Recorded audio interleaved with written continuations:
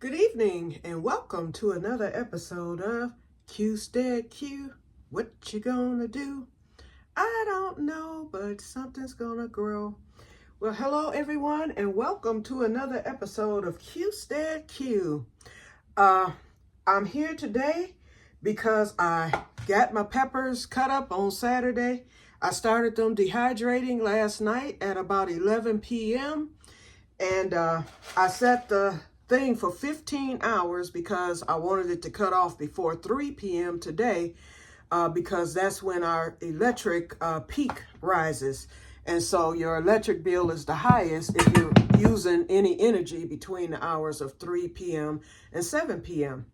The peak's lower after 7. So I figured, okay, if they're not dry, which they won't be, I'll just let them rest. And then at 7 p.m., I'll start to dehydrate her back. Well, when I got up and got going today, it was about 12 noon. So I still had 3 hours left on the dehydrator.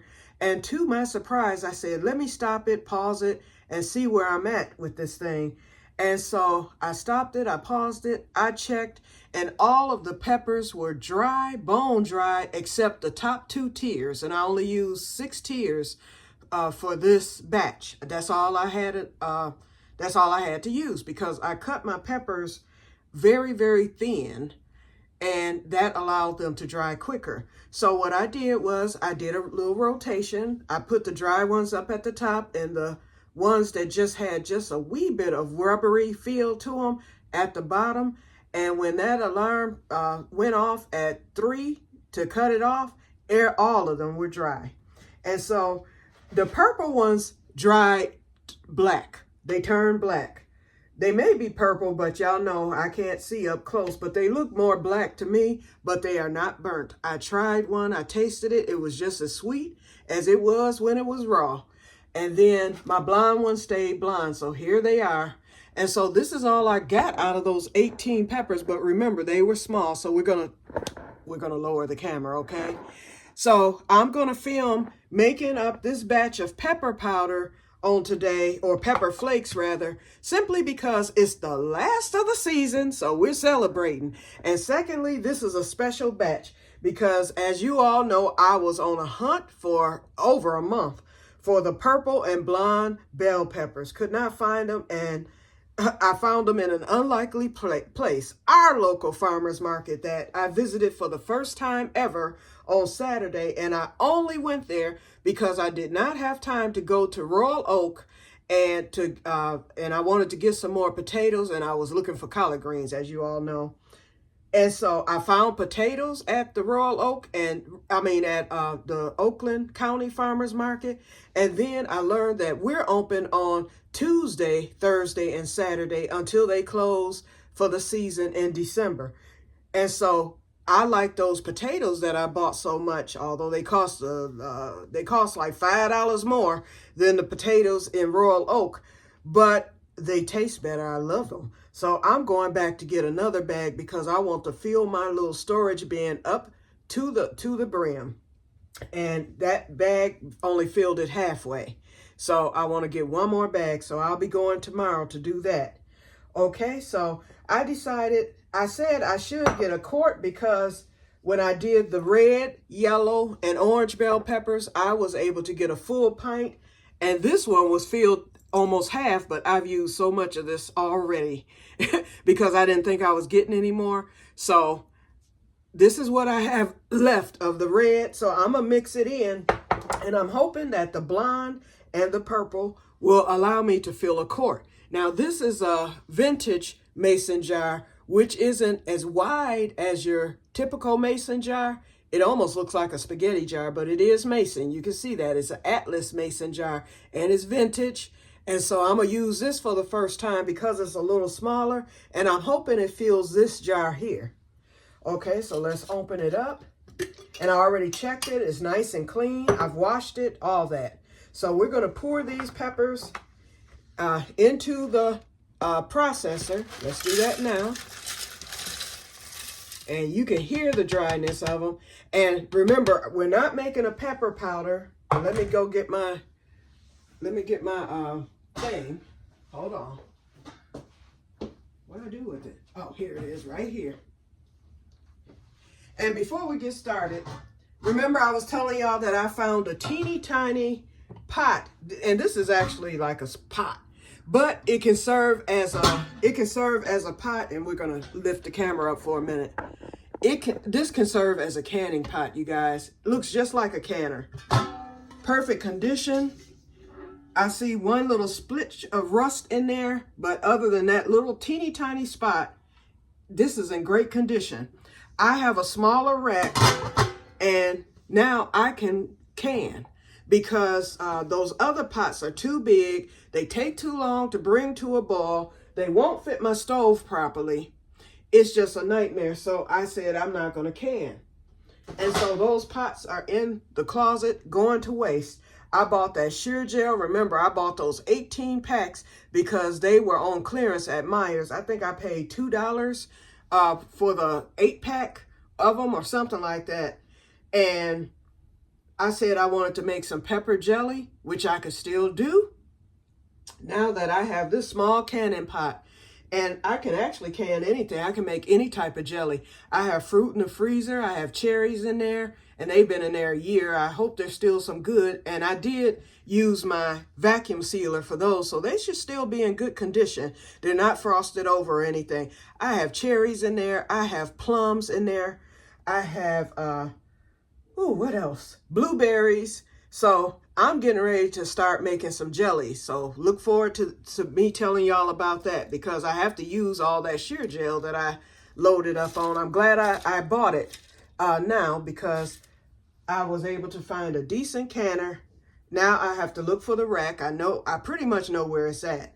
So we're gonna get going with that. That will be some of my winter projects. Oh no, I'm not stopping. Health or no health. I said there's no excuse to not be getting yourself prepared and getting things. Uh-oh. Okay. Uh-oh, no, that's still. Wait a minute, y'all. I don't know why I have such trouble with this top. First of all, because I'm putting it on backwards. That's why. There we go. We got it. Okay, everything is set. So we're just going to give this, and I'm going to let the camera down. We're going to give this a couple of pulses. And let's scoop this over so you can see. We're going to give it a couple of pulses to make not the powder, but the flakes. Here we go. 1, 2. Let's see how they look. Looking pretty good. We're going to give it one more pulse. 3. Nope. I see where we should do another one.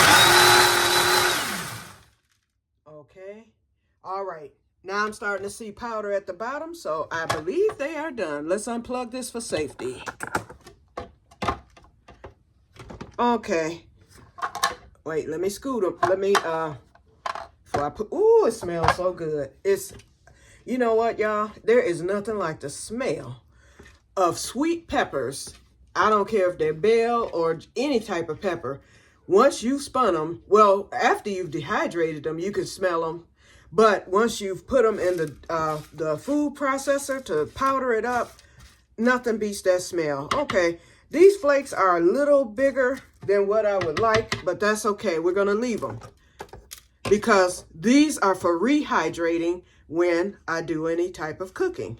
So let's get the dust. Okay, we're going to set this to the side because this is the Forever Sharp blade. In fact, I'm going to dunk it now to wash it in my dishwater.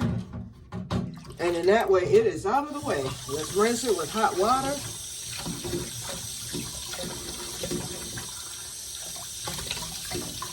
And by the time I wash up the processing stuff, this should be dry. Okay, this is way in the corner, out the way. Okay. Now, we're going to set the bowl here, and we're getting ready to start mixing, you guys, because we have to mix the, we're going to start with these. We'll pour a little in here, and we're going to pour all of these in here right now. Okay, and I'm not going to wash the bottle because this is the bottle that we will be using and keeping on the counter. Okay, it's empty. That's the bottle we'll be keeping on the counter. And it does have a rubber top to keep the lid on. Okay, so we've got this right here thus far. Now let's pour a little bit of the, put the funnel on. Okay, let's take that off. What did I do with my measuring cup? Here he is. Let's get this poured into the measuring cup first.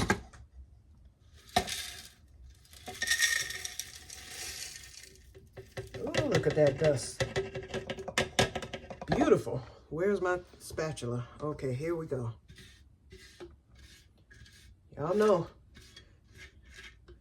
got to get the dust. Okay, so that came out pretty good. It's not that much dust because we're putting it in the sink. It's not that much dust on either. Well, let's get this. Because it's mostly flakes. But I want all the dust I can possibly get. So how much did we get? We ended up getting a full cup right here. Actually, a cup and a half. So let's pour some of this in. Oops, I done poured almost all of it in, but we left a little. Now let's pour some more of this.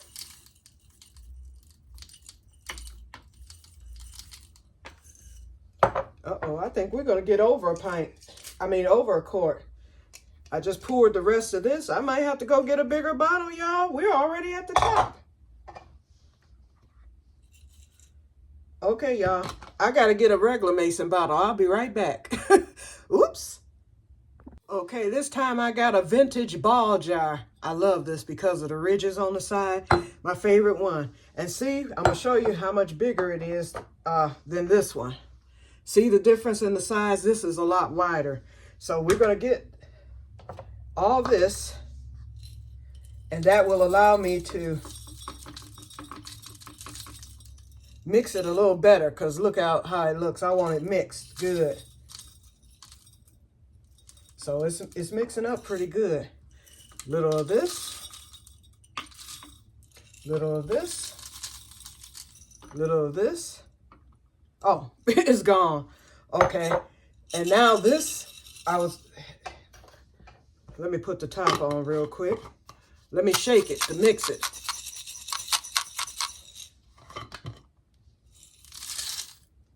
Perfect.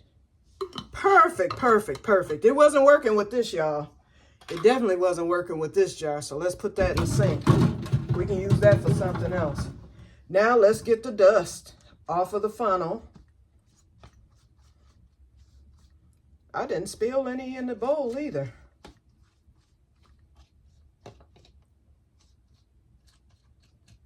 Okay, I'm getting the dust.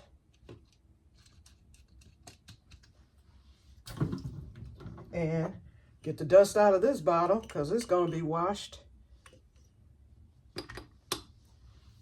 in the sink. And there's really no dust in the measuring cup. Hit this one more time. And we're going to put the top on, and then I'm going to show it to you. What a beauty. Renee, I'm thanking you again, because if it wasn't for you, Q would not be on this pepper train. Look at this, y'all. It didn't go all the way to the top, but it got me a quart. It got me a quart, and this is what I wanted. This will last me all winter, and you can best believe, now that I've discovered how good these bell pepper, some of the ones that I cut up on Saturday, I made those collard greens, let me tell you. And I don't consider myself a good collard green cooker. I mean, it'd be okay. But this time I was like, let me add a pinch of baking soda, like my mother used to do, a pinch of sugar to make sure they're sweet, because, you know, if the frost haven't hit them, they're bitter at times. Added my seasonings, my mixed seasonings to it. What else? Added onion. And then I loaded it with some of those pepper strips that I cut with the purple and the other onion, and the other peppers. And then I poured some of the other mixed bell pepper powder in there, flakes in there. Y'all, I done about ate that whole pot, and it wasn't that much to begin with, but whew, I'll be finishing them off for sure. But look at this, y'all. I like how this looks. It's mixed. You can see a lot of red in there, but you can see all the colors in there. So we know we have at least 5 colors. We have blonde, we have red, we have orange, we have yellow, and we have purple. Let me smell it now that I've shaken it up. Good God Almighty. Woo-wee!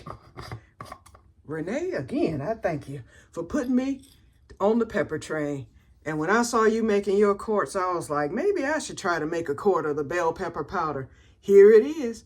Now, next year, oh, I'm going to have 2 or 3 quarts like you. Because, see, you keep going. And you know what? I'm just through with it for the season because of my health and everything.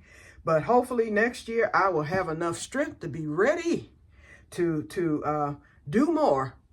Because I want more of these. So next year is going to be a powerful pepper year. The powerful peppers, that's what I'm naming it next year. Because I know what I like. I like my sweet banana. I like those romaine. I like the shepherd's peppers. So I'm going to be ready and locked and loaded. I saved a lot of pepper seeds too from these, a lot of them. From the purple and the blonde, because the seeds were so pretty. I saved peppers, seeds from the shepherd's peppers. So I'm going to have extra. I packed up the shepherd's pepper seeds, but these, they're going to take a week or 2 to dry out good. They're currently underneath my table on the other tier that you can't really see. And once they're dry, I'm going to get those seeds packed up. So yes, I'm going to grow them, but my peppers don't get that big, as you all know. I need peppers from the farmer, so I will be supplementing again. I have a good mind when I go to the farmer's market. I hope that I don't mess around and buy a whole nother slew of the peppers, because I could actually do it. They have all the colors, including, you know, the blonde and she says she's going to be done with them like within the next week or so. This is my chance. If I want to do a second batch, I actually could now. Tell me in the comments, should I go for it? Or should I go on and put that dehydrator away? It's just me, so I don't know. I'll decide tomorrow. I'll see. I may do it, y'all, because those smell so good. And then what I use in those greens, I know I'm going to be putting them in everything. Cabbage, greens, anything liquidy that would cause for them to rehydrate on top of meats. Like if I do the grilling in the winter, all kind of stuff. If I'm baking my chicken, things like that, I will be using the pepper powder. And this here, I'm not going to put it in the little thing, so I'm going to go on and wash this. I can use this for something else.